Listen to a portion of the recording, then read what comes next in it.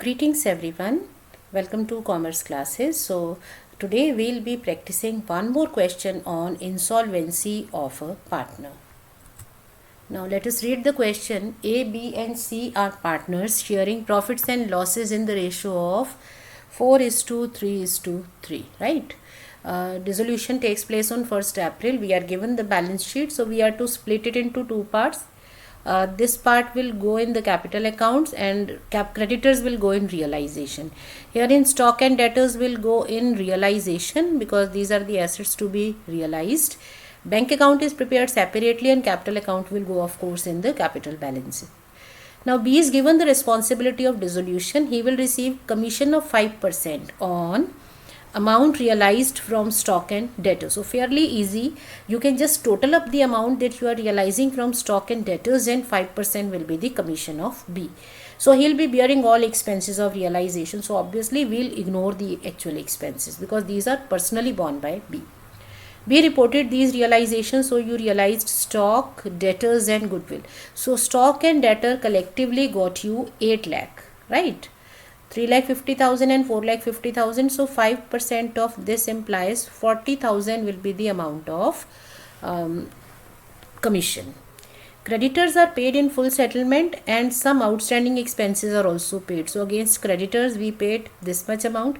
Actual expenses we are going to ignore because this is a case where the commission is being given for taking the responsibility to B. Okay, C is insolvent and he can bring only 1/3. So there is no question here regarding the working for insolvency because we are clearly given that he will bring only 1/3. So if there are we find say 300 rupees due from him, he will pay 1/3 100, remaining is going to be capital loss and we are to follow Garner versus Murray's ruling. So let us start with the realization account.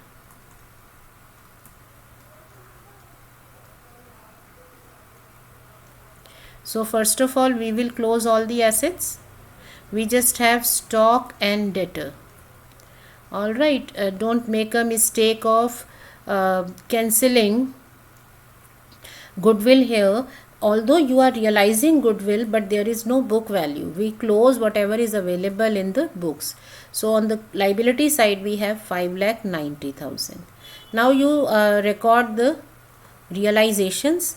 So we realized stock 3,50,000, debtors 4,50,000 and goodwill 20,000. So 8,20,000 in all. On the other side, when it comes to the payment, you are to pay 4,75,000 to the creditors in full settlement. It is 5,75,000 and outstanding expenses are paid 5,000. So 5,80,000. Then to B, you are giving him commission, that is 40,000 as we have calculated. You can give it a note as number 1 and you can show this calculation in the working notes, or you can directly write here 5% of 8 lakh. Okay, now we'll total up the account and we can find out the profit or loss as it appears.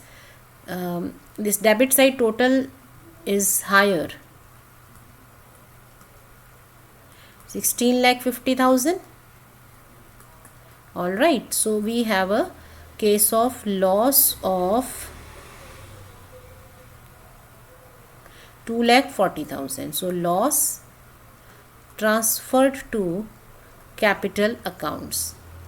Alright, so for A, B and C ratio is 4 is to 3 is to 3. So 4/10, 3/10, 3/10. 96,000, 72,000, 72,000. Alright, now next thing is preparation of capital accounts. Now preparation of capital accounts is again based on two statements that we have with us. We have balance sheet given to us and we have realization account that we have prepared. Alright, so we'll make use of these two to prepare capital account. So first of all, from balance sheet we'll record the balances and anything else which belongs to partners. So 3 lakh, 2 lakh. Okay, so we have taken capital balances, so this goes off creditors have been cancelled or adjusted. These two accounts have been written off or closed. Now in the capital we have debit balance of C, so 45,000. So we have recorded everything belonging to partners from balance sheet. Now make a cross posting from realization. So it's a very simple process, just to follow this. Okay, now cross posting implies that yes, B is given commission, so realization account, commission being given to B 40,000. On this side you have the loss, so realization account loss 96,000, 72,000 and 72,000. Now we'll work for C first, because we are given that C is insolvent. Now nothing is there on the credit side, 1,17,000 on the debit side, which implies that C is to bring, as per our information, he should bring 1,17,000, but he can bring only how much? He can bring only 1/3 of the due amount. That means he can bring only 39,000, which also implies that there is a capital loss of, you can either say that he is bringing 1/3, so 2/3 is the capital loss, isn't it? Or you can say out of 1,17,000 he brings in 39,000, so remaining is the loss 78,000. So now this loss is to be borne by remaining solvent partners. Now how many partners are there? There were 3 partners, A, B and C. Since he is insolvent, so A and B are there who are remaining solvent partners. So take up their capital ratio. So capital ratio is, since capitals are as it is given, it should be the ratio of capital claim. But when we look at the claim, there is only one thing which is belonging to partners. So the ratio can be taken here. Suppose we were having say some kind of reserve here, or maybe drawings here. So we could have adjusted them and we could have calculated the capital ratio. So share of A in capital loss is 78,000 into 3/5. That gives us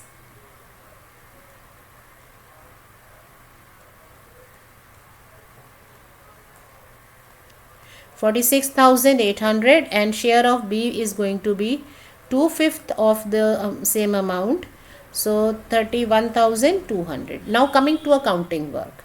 So as per Garner versus Murray's ruling, we will first ask A and B to make up for the loss. So this is the loss, so they are supposed to bring cash for this much loss. Now we will ask C. C will bring the amount that he can bring as per the information. So he will bring 39,000, rest will be borne by A and B. So their respective shares are as per our calculation. So this loss is borne by A and B. So this will be given from C's capital account to A and B. So the claim of A and B is going to reduce because they have got capital loss.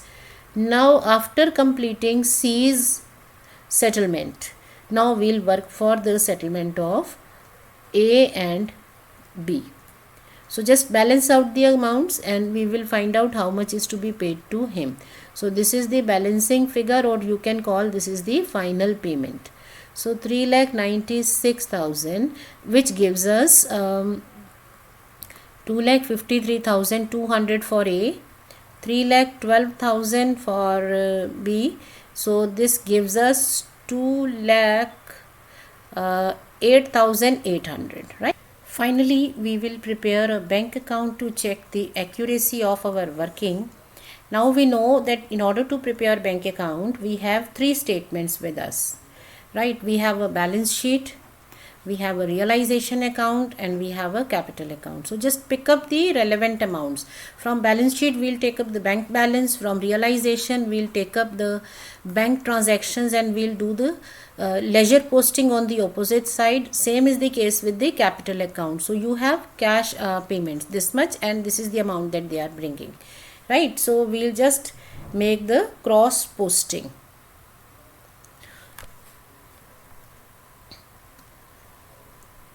So you record balance, then from realization account you have 8,20,000. Now, in order to record the amounts from realization, we have recorded cash collection from assets. Likewise, payment will be recorded on this side. So, realization account, payment. Then from the capital account, make the cross postings. So, A and B. A will be paid 2,53,200. B will be paid 2,08,800. Right. Now, herein the amounts will be received A, B and C.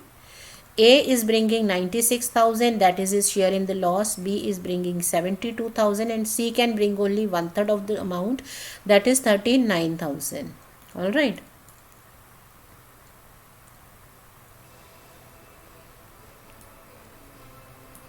So 10,47,000. Let me just check. 10,42,000. Alright. So this is how we work for the insolvency of the partner. So I hope this is clear. Stay learning and practicing. Stay smiling. Thank you.